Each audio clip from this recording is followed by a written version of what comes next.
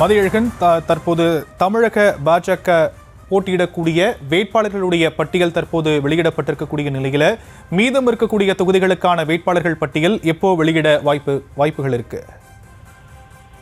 தற்பொழுது அதாவது ஒவ்வொன்றாக தான் வெளியிடப்பட்டு வருகிறது. இந்த பட்டியல் என்பது ஏற்கனவே நேற்றைய தினமும் இன்றைய தினமும் அதற்கு முந்தையமாக நடைபெற்ற பாஜகவினுடைய மத்திய தேர்தல் குழுவினுடைய அவர்களினுடைய ஆலோசனையின் அடிப்படையில் தான் இந்த பட்டியலானது வெளியிடப்பட்டு இருக்கிறது. இதற்கு அடுத்தபடியாக இன்றும் நாளை அடுத்த நாட்களில் மற்ற தொகுதிகளுக்கான அந்த ஆலோசனை என்பது நடைபெறும். அதன் முடிவில் அடுத்த கட்டமான வேட்பாளர் பட்டியலானது வெளியிடப்படும். தற்பொழுது 9 தொகுதிகளுக்கு மட்டுமே அறிவிக்கப்பட்டு இருக்கிறது. நாளையோ அல்லது நாளை மறுநாளைக்குள்ளாகவோ மற்ற தொகுதிகளுக்கான வேட்பாளர்கள் பட்டியலும் வெளியிடுவதற்கான வாய்ப்புகள் அதிகமாக இருக்கின்றன.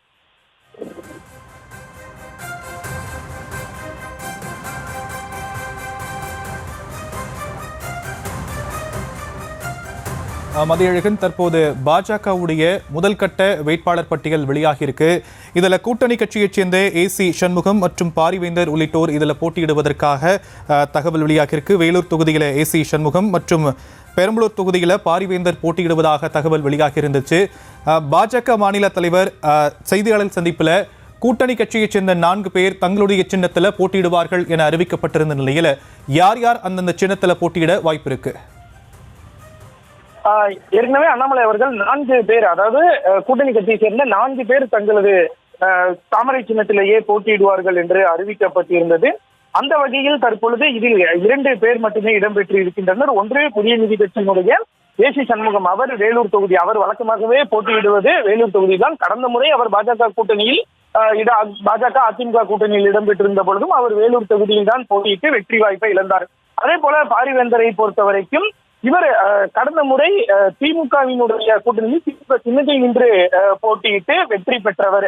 ஆனால் இந்த முறை அவர் பாஜக கூட்டணியில் இடம்பெற்று அவர் பாஜகவினுடைய சின்னத்திலேயே அவர் பெரம்பலூர் தொகுதியில் பாரிவேந்தர் அவர்கள் போட்டியிடுவார் என்று அறிவிக்கப்பட்டு இருக்கிறது. இந்த நிலையில் மற்றவர்கள் இதர இன்னும் தமிழ் மாநில காங்கிரஸ் கட்சி இருக்கிறது, ஜான் பாண்டியன் அவர்கள் இருக்கிறார்கள், இந்திய மக்கள் கல்வி கழகத்தினுடைய தேவநாதன் யாதவ் இருக்கிறார்கள். அவர்கள் என்ன முடிவு எடுக்கப் போகிறார்கள் என்பதை நாம் பொறுத்து பார்க்க வேண்டும்.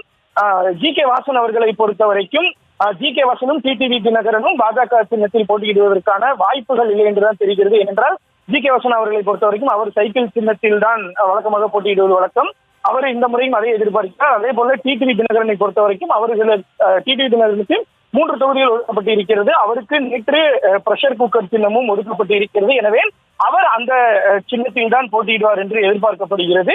மீதம் இருக்கக்கூடிய ஜான் பாண்டியன் மற்றும் தேவநாதன் யாதவ் இருவரும் பாஜகவினுடைய தாமரை சின்னத்திலேயே போட்டியிடுவதற்கான வாய்ப்புகள் இருக்கின்றன.